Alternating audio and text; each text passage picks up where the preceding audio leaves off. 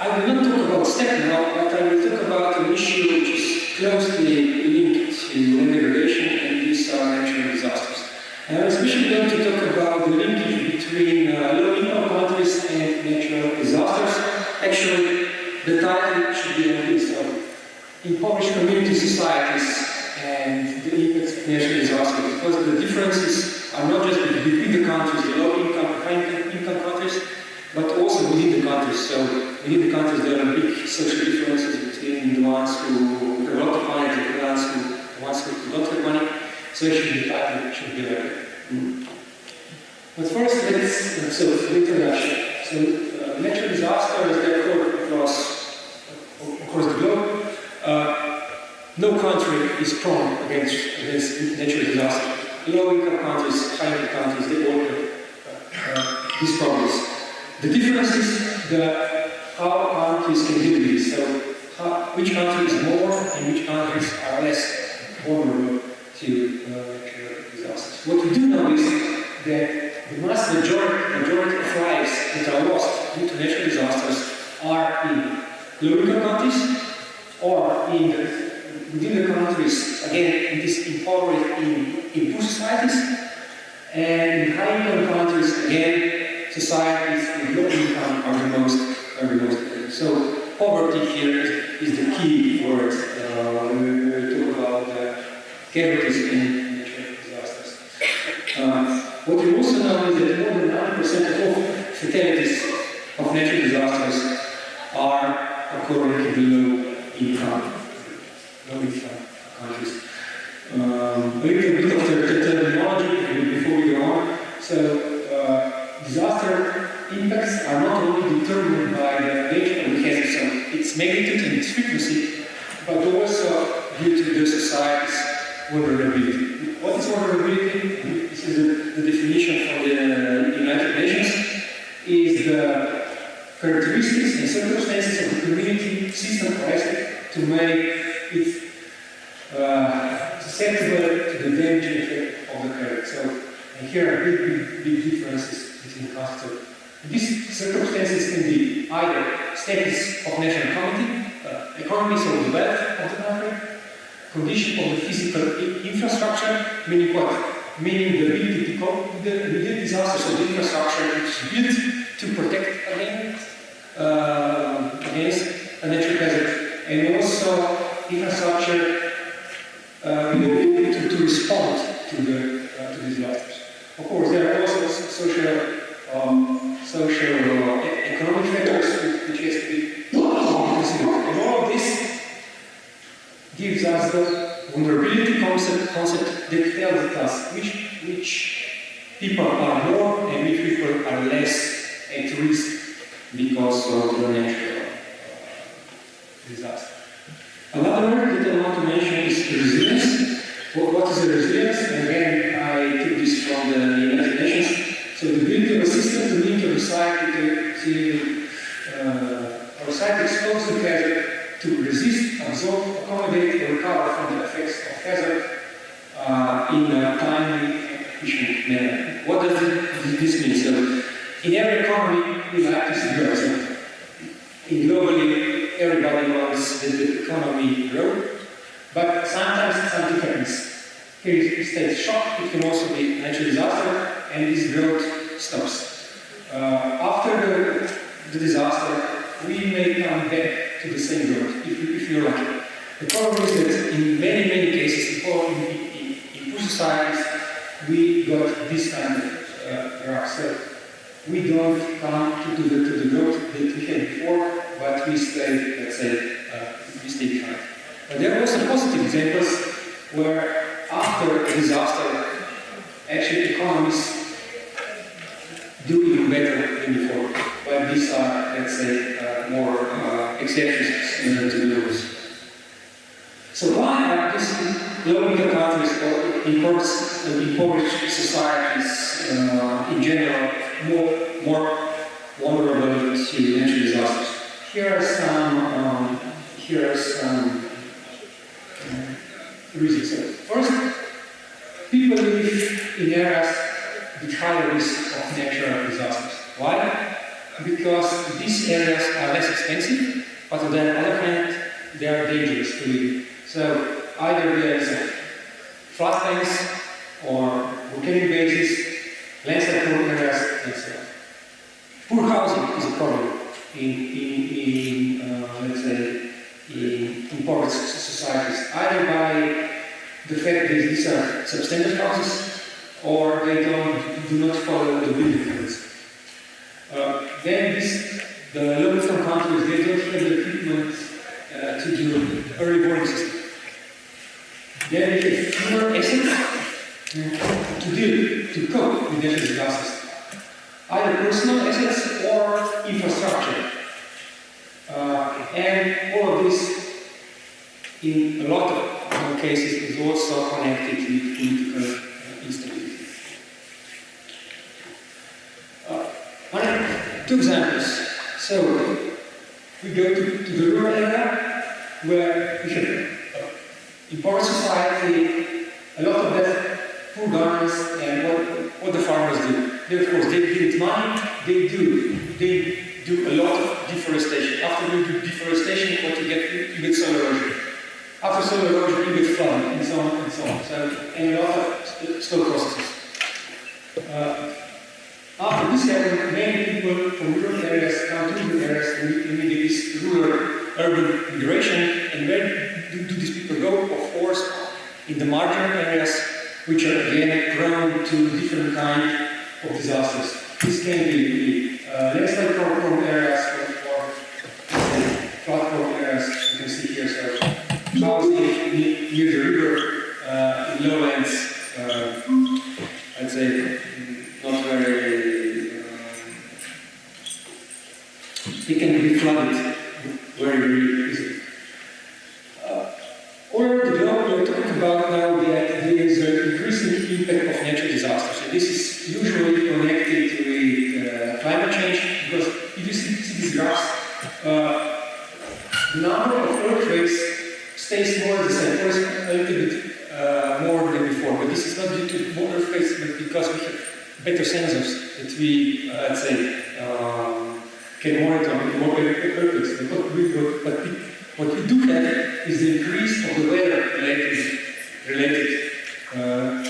disasters. So, on one hand, the increased impacts of natural disasters are due to natural causes, but on the other hand, there are a lot of human causes that are connected with this increase. One is increasing population. The population globally is growing all the time. Urbanization also. Urbanization in this risk or hazardous areas. Then the population is growing, but also the concentration of the population in some areas is dense and dense. So if more people we have on, let's say, in one area, more people can get affected in some areas. And this goes then for the, let's say, high-income countries, the value of land goes up, and if something happens, of course, the damage is very high. Let's take a look a couple of numbers, global numbers for natural disasters in the last 30 years. From 1995 to 2002, globally, we had every year damages around $150 billion per year. And fatalities around 50,000 per year. Together in this period, more than around 1.5 million people died. This possibility, which is quite a lot. In the last 10 years, this even increased. The damages in the last 10 years are higher than these long-term averages, and they are around 200 billion per year due to natural disasters. But fortunately, the fatalities are in this decade, in the last decade, lower than in the last 30 years. And what you can see from this graph, the colors are the fatalities, and this green line, these are the damages. What you can see that disasters with the most fatalities are not also the most costly disasters. So the damages and costs are not. If you have a lot of fatalities, it doesn't mean that the costs are also the highest. And here I also give examples. You can see here the Haiti earthquake, 200,000 people died, but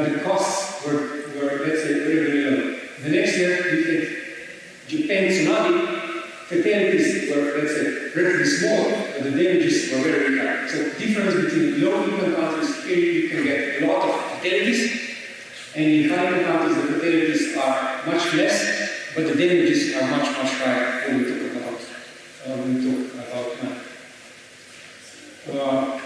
And why are these numbers of fatalities in low-income countries so high? So they're connected to the poor preparedness of the societies in these countries. So either illegal construction, poor infrastructure, weak institutions, and so on and so on. And especially these kinds of areas are from, as I said, big concentration of people on small areas, which can be prone to natural disasters.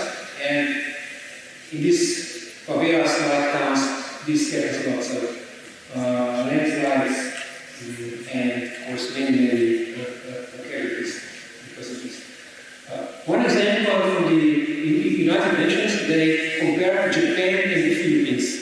Both countries are prone to typhoons, and actually in Japan, 40% more people are exposed to typhoons than in the Philippines. But what they saw is that if the typhoon with the same intensity would hit both countries, in the Philippines, 17 times more people would die than in Japan. Here you see that this difference between the preparedness between the countries. Japan is a high-income country, and let's say Philippines is more or less low-income countries. Another illustration, and I go back to Haiti and earthquakes. So in 2010, we had a major earthquake in Haiti. I mentioned before, 200,000 people died. But in the same year, the magnitude was 7. In the same year, there was earthquake in Chile with a magnitude 8.8. This means that this earthquake was more than 50 times stronger than the one in Haiti. But the fatalities were much lower. Again, you can see the difference in the preparedness against this kind of hazard between a country where GDP per capita is that and a country where GDP per capita is that. So, big difference in this. And there's another fact that you have to be aware of, and this is that some countries get hit by disasters a lot. Philippines are one of those examples. So they get like 20 typhoons per year, or maybe even more. So how do you recover if you get hit by a hazard all the time? I mean, every year. And these are the effects of the typhoons in the last half a century that went through this. Reoccurring hazards are a problem because some societies cannot recover from one disaster when they are hit by the next one. And another fact that you have to know is this. So, an example is from Pakistan, 2010. The flood destroyed 2.5 million hectares of agricultural land. For me, this is a lot because this is like the size of my country. It's this big today in Pakistan. They can justify. The problem was that the farmers they didn't lose just the crops due to the flood. The problem was also that because there was no crops, the crops that was available was 50% more expensive than before. Meaning what? So people who were already poor lost all the crops, but to be able to buy food, they needed to give 50% more money. And they don't have this kind of money. So we can see that poor people are more vulnerable to these increases of food. This, again, some data from the United Nations. So in low-income countries, people spend 40 to 60% of their budget on food. In high-income countries, this is, let's say, around 30%. And if you lose all the crops, where do you get this money? And so this is the problem again. After disaster, a poor society may get even poorer because of this.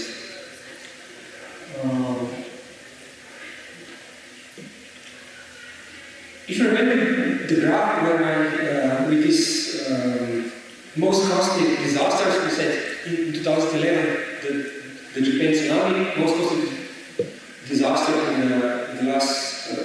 the the last decades. But this is when we calculate the whole amount of damage. But if you calculate the amount of damage to the GDP, there is a little bit of a different picture. And especially small countries are very prone to this kind of problem, especially other countries hit by typhoons or hurricanes or something like that. For example, St. Lucia in the Caribbean, in 88, they got hit by a hurricane, and the costs were 4 times bigger than their annual budget. Just remember that you get hit by something, and it is the damage of one natural disaster 4 times bigger than the budget of the state of the whole year. And there are many examples like this in the world. And this can be a big problem for societies. One example from Honduras, they were also hit by a hurricane, which made 40% of the national GDP, and they calculated that this disaster made when they were pushed 20 years back because of amount of damage that this disaster caused. And again, this is local country in comparison with Japan, which is hit by huge natural disasters all the time. Kobe, one of the costly disasters, $130 billion of damages, but this meant just 2% of the national GDP. Or the earthquake is now in 2011, the most costly disaster in the last 20 years globally, made just 4% of their GDP. So although they were hit by this huge disaster for the national economy, it was not, let's say, a big problem. Some countries are hit by disasters more than others. Why? Because of the geographical location, the degree of democracy is also important, and also the power of the institutions. So why are these important? First of all, democracy. Why? Because in these kinds of countries, they put a lot of money into mitigation of natural disasters.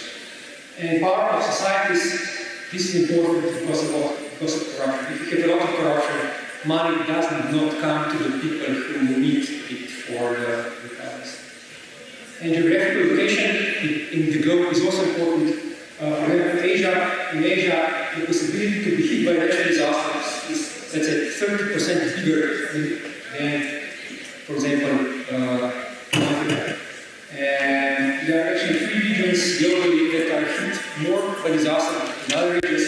So Asia Pacific, 60% of all deaths globally, 90% of all Latin America, 80% of all fatalities, Africa, 27% of all fatalities globally.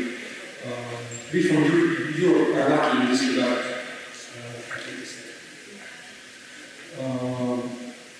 I mentioned Haiti before, and Haiti is really a sad story because they have these social and political problems all the time, and these problems are then also echoed in the natural hazards.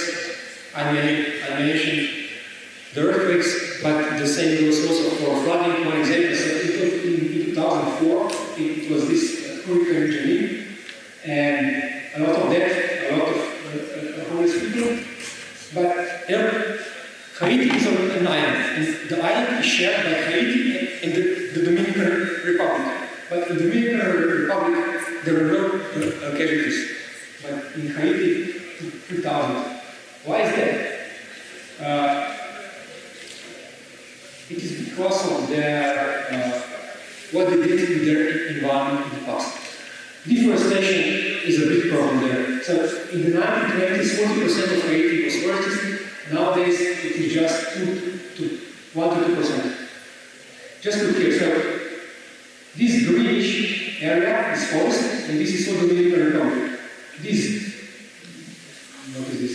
Yellowish, this is Haiti.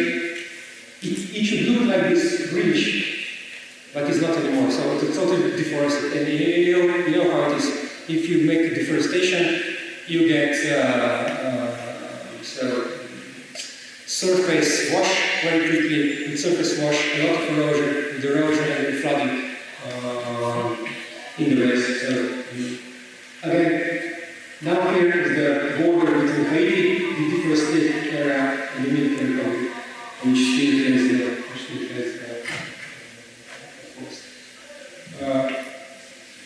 what happened? So this was in 2004. This town was the most hit town, which you see how many people there. This was the consequence, so more or less the whole town was flooded. After this, actually the Americans, the US, they tried to make some aid and try to encourage the Philippines to build, let's say, some kind of storage for the equipment to be able to mitigate the floods. They actually got the land to build this kind of building, but then the president of Haiti just said no. So they didn't build it. 4 years later, another flood happened in the same town, and basically again the whole town was affected. So although they were offered the aid, they didn't take it, and the same story happened. So that's what I mentioned before. Haiti is a sad story when we talk about.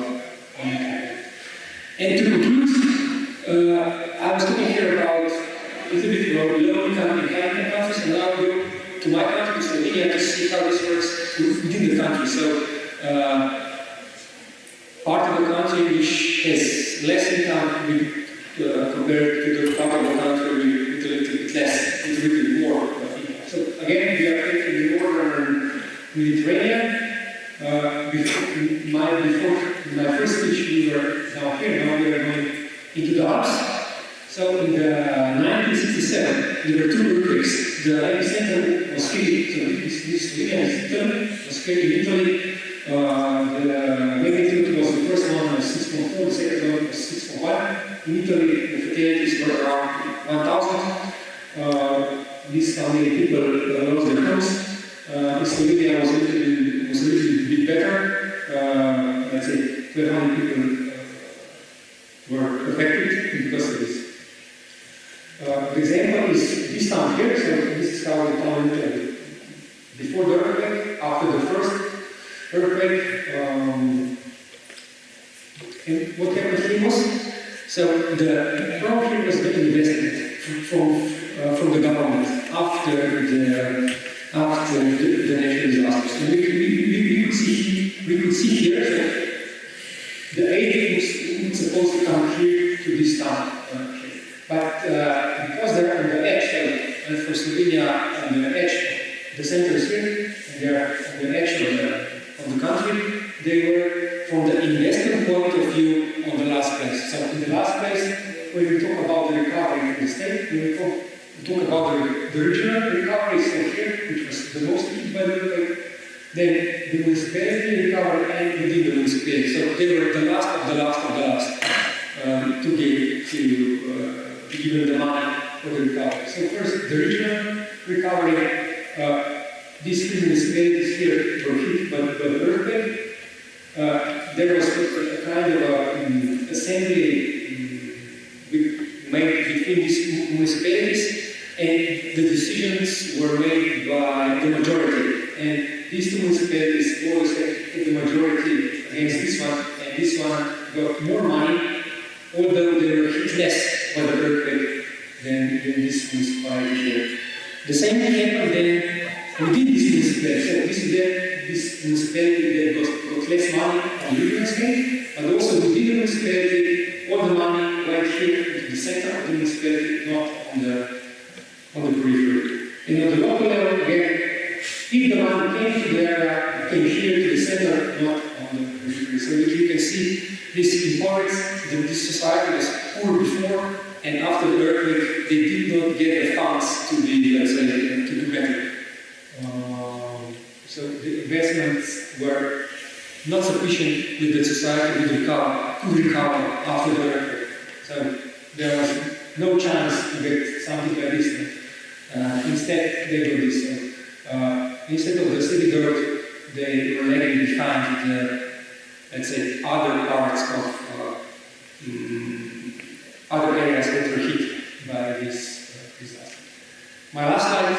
So the take-home message from what I was talking here, and the take-home message is not from me, but it's from the people who work at the World Bank, the ones who really know economics behind natural disasters. And what they say is that poverty is one of the drivers of the vulnerability to natural disasters, and they said that poverty reduction, so if you reduce poverty, this is one way to do risk management. So, more wealthy society, less fatalities. So,